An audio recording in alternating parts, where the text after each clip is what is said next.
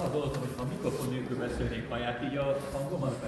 Mindig kellene egy harmadik kéz, amelyen mozgatom a képeket, és egyikkel tartom a mikrofon, másikból a papírt, ez már 3 kezet jelentő, hogy megpróbálok itt beszélni. Én a francia történelemre hívnám fel a figyelmet. A francia királyokat meg is koronázták, és ugyanilyen hallottuk, hogy a Louvre-ban mostanában elloptak koronákat. Tehát nem egy korona, hanem minden királynak külön koronája van. Ez egy mellékes dolog. Ő a francia királyokat felkeni. A feltartás nevesen koronázás, hanem felkenés, sacre, vagy felszentelés, sacre, vagy felkenés, onction. Ez a második dinasztiával, a karolingoknál vált általános gyakorlattá. Az első francia király dinasztia, a merovingok arra alapították a hatalmukat, a legitimitásukat, hogy ők Ludwignak a leszármazottai. Csak ugye akkor próbálnak képeket is mutogatni. Igen. Hoppá. Nagyon magától haladott a... Vissza.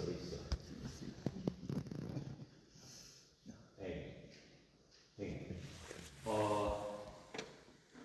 8. századra ezek a meroving királyok alkalmatlanná váltak az ország védelmére, a jövedelmük csökkent, a tekintélyük megsemmisült, hamarosan előtérben nyomultak a főtisztviselőik, a major domusok, háznagyok, vagy másnéven a palota, Mer du Palais, ők adták magukhoz a kormányzatot. De a leggazdagabb tartománynak, az északi Ausztráziának a nagyhatalmú családja, Szent Arnulfnak, Metz püspökének a leszármazottai, a Pippinek voltak képesek.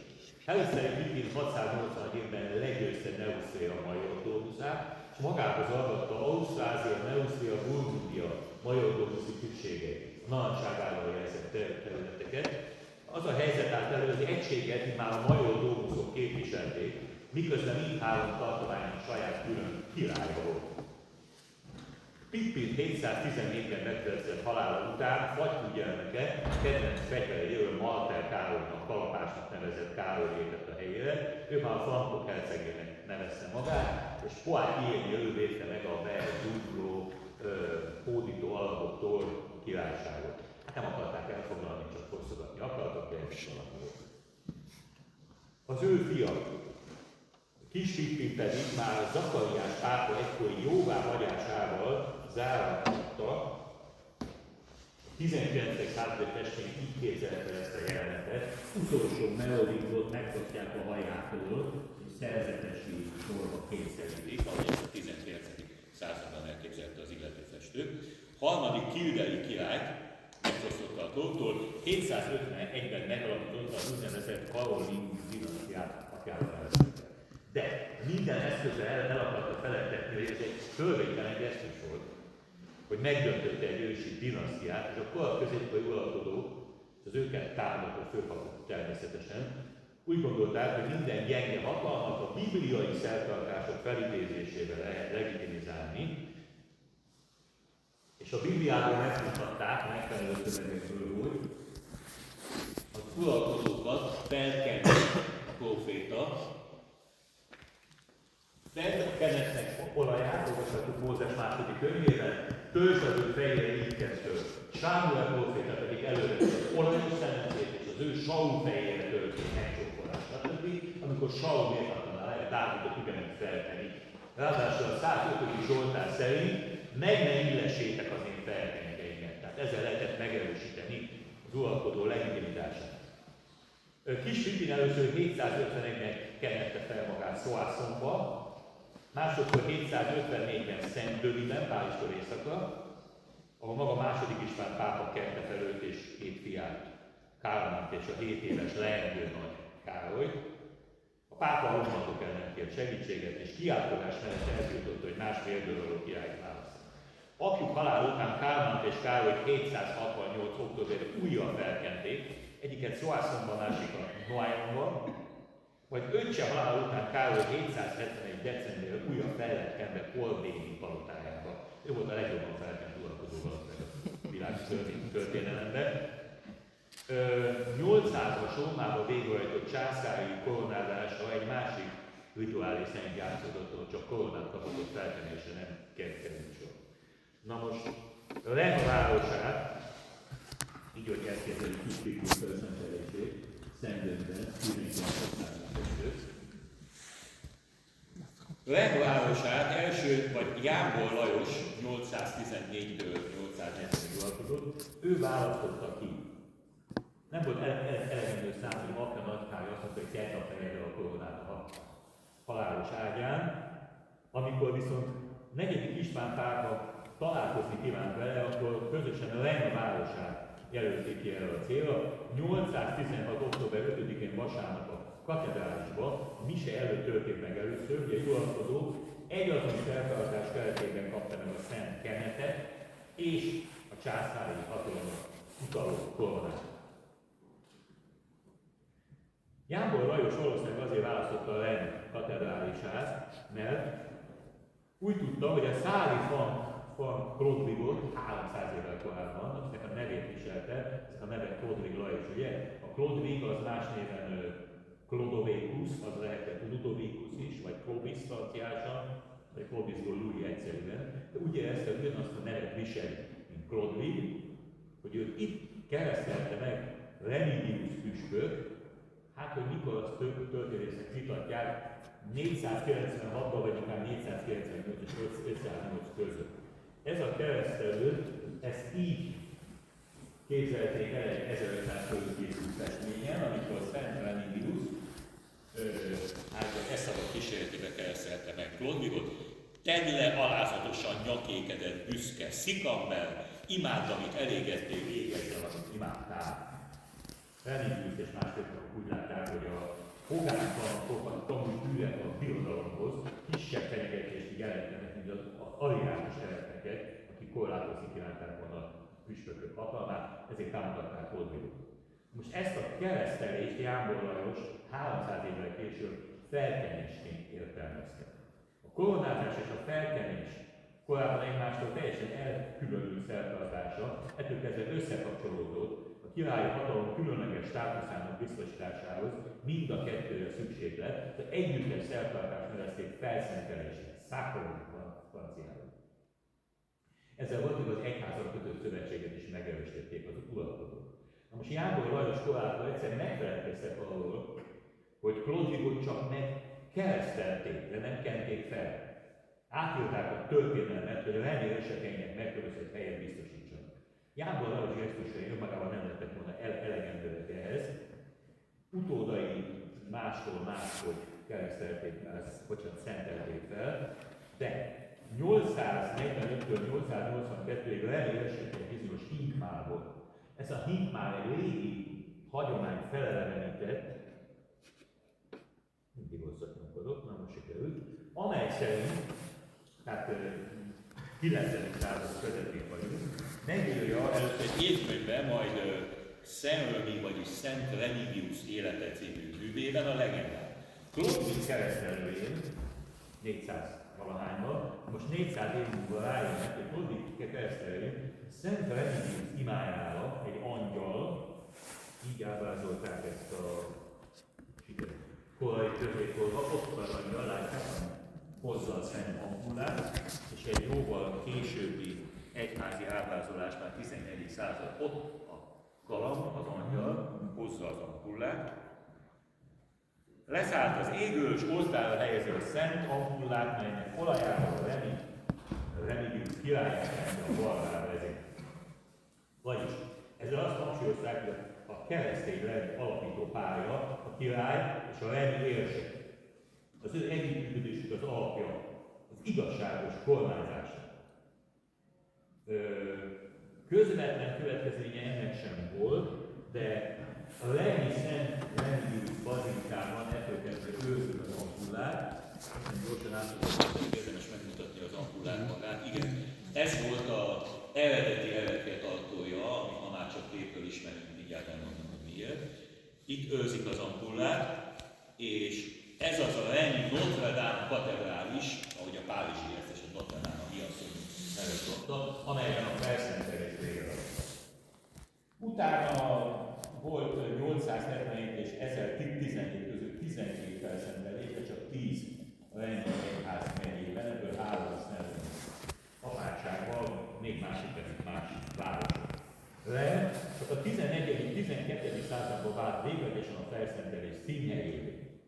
1027-ben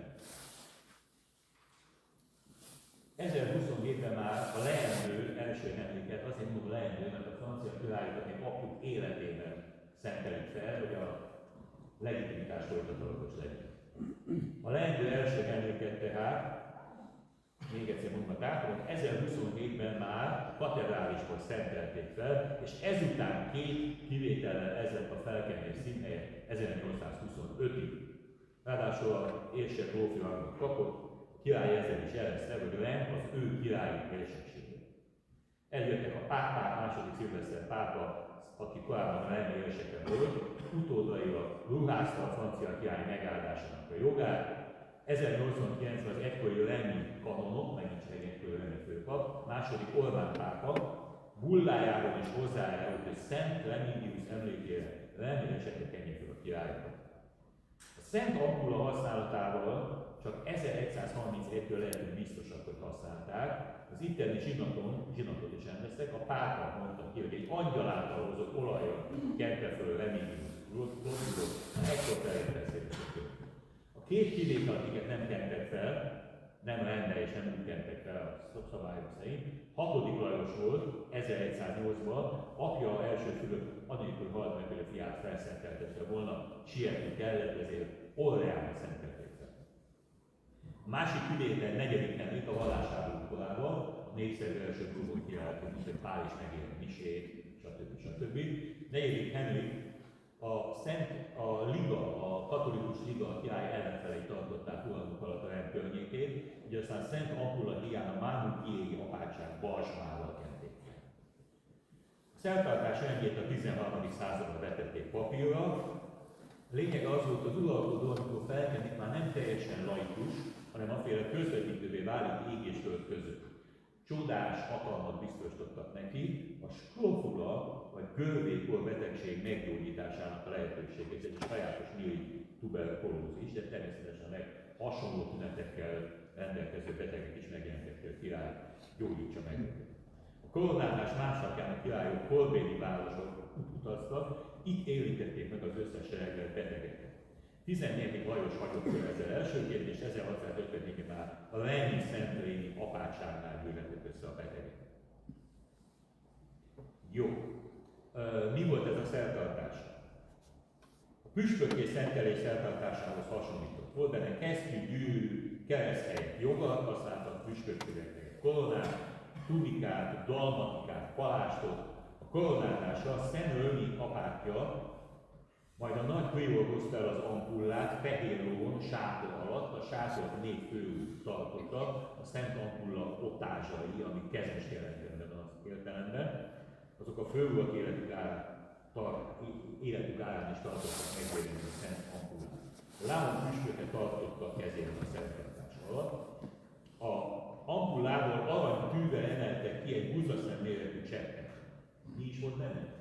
A szakértők szerint egy sajátos növényi gyanta, illatos növényi gyanta, amit krizmában, olívaolaj és balzsam megszentelt keverékében cseppentettek, összekeverték, általában a színe vörösessé vált. Most 9 helyen kenték meg az uralkodót, a fejtetőn, a mellén, a 2 vállak között, jobb és bal vállon, jobb és bal csuklón, majd a 2 tenyeren. Ezután a keverék maradékát összegyűjtötték a tányéron, és visszatették az ampullába. Na ezért terjedte az a legenda, hogy sosem fog ki. Na, egy könyv, azt mondja, visszateszik. Egyetlen egyszer vitték ki, nem koronázási célral az apátságról a Szent Ampullát, 11. Lajos halálától 1481-ben a király halálos ágyához. A hatalom folytatólagossága érdekében egyre ifjabb korban keresztelték meg a királyok, szentelték fel, is keverni fogalmakat, de egyre ifjabb korban szentelték fel a uralkodókat. 13. Lajos 9 évesen, 15. Lajos pedig 12 évesen. A királyné felszentelése az nem honosodott meg, utolsó uralkodói házaspár, akiket együtt szenteltek fel az 1364-ben. Annyira népszerű lett a felkenés szertartása, annyira nagy tiszteletre állott, hogy a 100 éves háború idején az angol királyok is hasonló ritus segítségével próbálták elfogadtatni uralmukat a franciákkal, de ők csak a Mármutiében őrzött Cambridge-el szenteltették fel magukat. szúrokat, állítólag a szűzmária adta Szent Mártonnak, hogy gyógyuljon meg. De ezt senki sem vette komolyan, a Szent Ampulához nem volt mérhető. Fantasztikus szertartások voltak ezek. 14. Lajosnak azt 6,5 óránál tartott a felszerelési szertartása.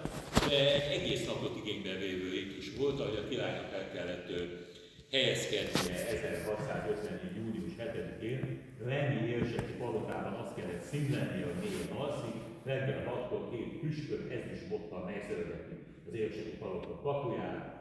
Ki keresett kérdésre, a királyt keressük, a válaszot a király alszik, ezt kétszer megismételték, és amikor harmadszor azt mondták, 14. Lajos keressük, a nagy 13. Lajos fiát, akit Isten királyunk eltett. Ellefinyílik a két kapusztán, megindul egy szertartás, fölkeressük a királyt, aki ezüsttel átszőtt hosszú ruhát vesz magára, alanya a szegény, egy vörös szakény, tudikát, öltözékét megfelelő vágások, hogy ne kelljen levetköznie a felkeresésre, szépítni a szövetet. Nem részletezem tovább, mindenféle menet kíséri a katedrálisba, trombitások, zenészek, lenérseke ott várja a király, 6 világi és 6 egyházi fel jelenlétében, orgonazúgás közepette vonul be, több esküt teszve nyilvánosan, ezután következik maga a felkenés szertartása, megkapja a különböző eszközöket, az igazságosztó kezet, Nagy Károly koronáját, a joggal, és így tovább, és így tovább. A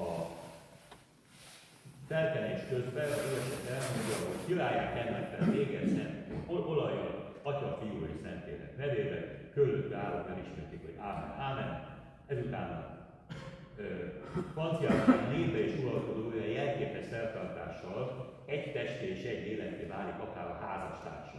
A király lesz a nemzet feje, a rendnek a végtagja. Király megérezzék, megnyitják a kapukat, a nép betódulhatott a katedrálisba, hál' és a madarászok pedig a karzatról tudatjára elvesztették a madarakat, a galambokat, felzendül a tedelem, és így tovább, és így tovább. Népközi dobálnak a Szent Ampulába érkesített aranyszékeket. A másnap a király szemről, mint templomában részt vesz a misén, tehát egy másnapos szertartás is van. Délután a katedráltól visszatér magáról, hogy a Szentlélekben nagymestere öltözékét és ékszereit. És ezután pedig megérinti a görvékórosokat azzal a mondással, király megérint, Isten meggyógyít téged. Volt egy szerényi változat, király megérint, Isten gyógyítson meg. Vitatott, hogy melyiket használták, melyik volt a szerényi.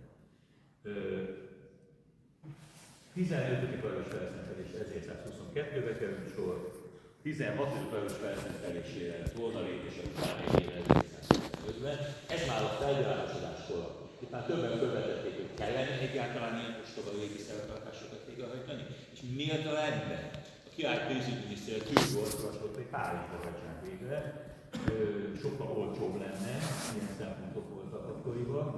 A király elő hallani sem akar, 16. Lajos annyian komolyan vette a szertartást, úgy tudod, hogy lefeküdt az oltár elé a földre, széttárt arra, hogy a főpapu novatásakor, ha tudom, ez a szertartás, ha jól tudom. Ő ragaszkodott a régi szertartáshoz.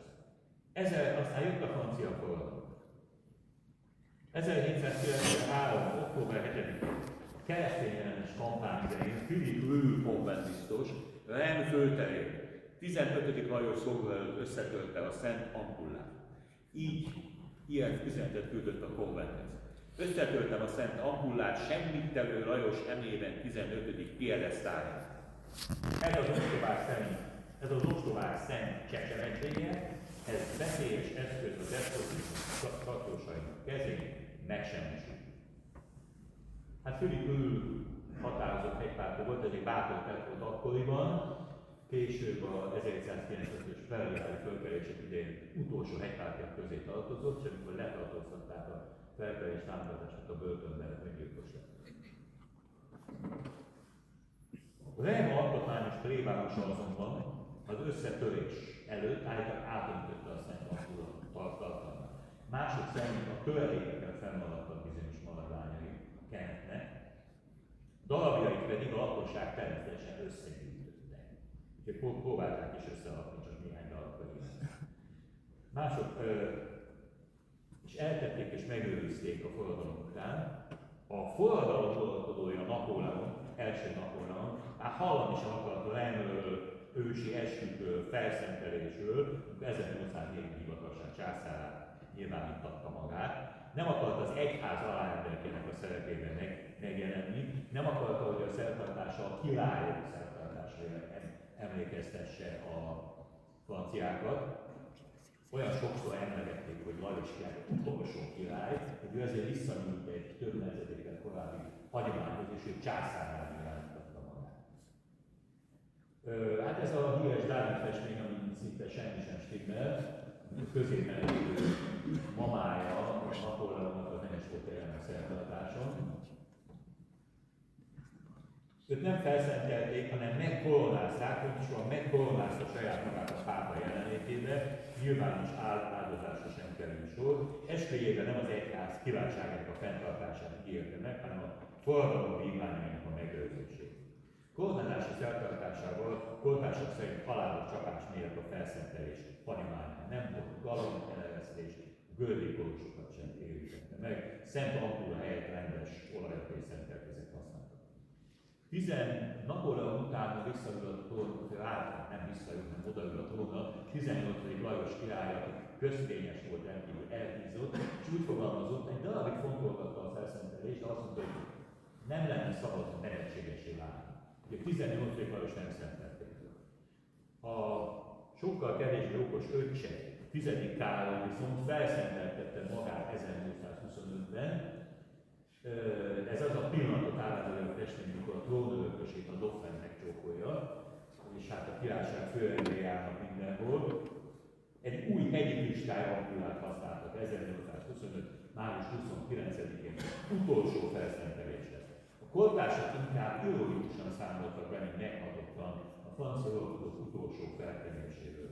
Chateaubriand híres író így fogalmazott, a mostani felszentelés nem felszentelés lesz, hanem egy felszentelés bemutatás. Mint hogy egy színházi bemutatóról lenne szó. Valóban volt egy színház, színjáték jellegű az egész szertartásban. Egy józanakkor megítélése megpróbálta felidézni az ősi rítusokat. A középkori főtisztviselők helyett a császárság marsaljai álltak a király körül. A főkamarás szerepét Talajnak töltöttek, ott bal oldalon láthatjuk, festő lakosan megfiatalított ezen a festményen. Talajra számára ez volt a harmadik koronázás, amelyen részt vett. Viktor Hugo pedig a katedrálisra lépve a páholya felől érkezett, mint hogyha a színházba érkezett volna meg.